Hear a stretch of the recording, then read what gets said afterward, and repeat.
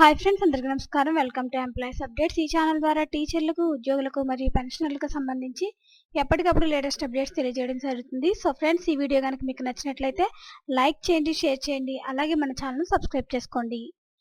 రాష్ట్రంలోని ఉద్యోగుల ఆత్మాభిమానంతో ఉద్యోగ బాధ్యతల నిర్వహణ, న్యాయ చట్టబద్ధమైన హక్కుల పరిరక్షణకు 30 సంఘాలతో ఆంధ్రప్రదేశ్ ప్రభుత్వ ఉద్యోగుల సంఘం రాష్ట్ర అధ్యక్షులు కెఆర్ సూర్యనారాయణ నేతృత్వంలో ఐక్య వేదికను ఏర్పాటు చేసుకున్నారు.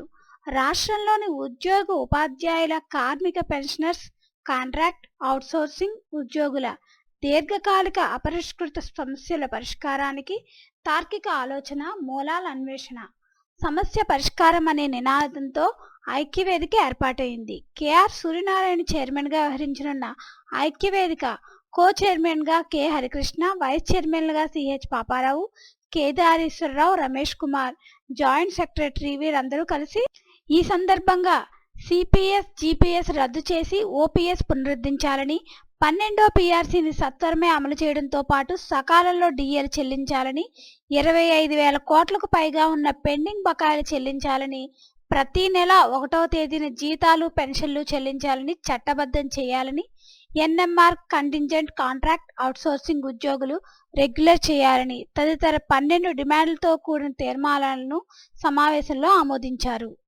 సో ఫ్రెండ్స్, సిపిఎస్, జిపిఎస్ రద్దు చేసి ఓపీఎస్ పునరుద్ధరించాలని అయితే కోరుకుంటున్నారు. ఫ్రెండ్స్, దీనికి సంబంధించి ఎటువంటి అప్డేట్ వచ్చినా మన ఛానల్లో తెలియజేయడం జరుగుతుంది. ఈ వీడియో కనుక మీకు నచ్చినట్లయితే లైక్ చేయండి, షేర్ చేయండి, అలాగే మన ఛానల్ సబ్స్క్రైబ్ చేసుకోండి. Thanks for watching this video.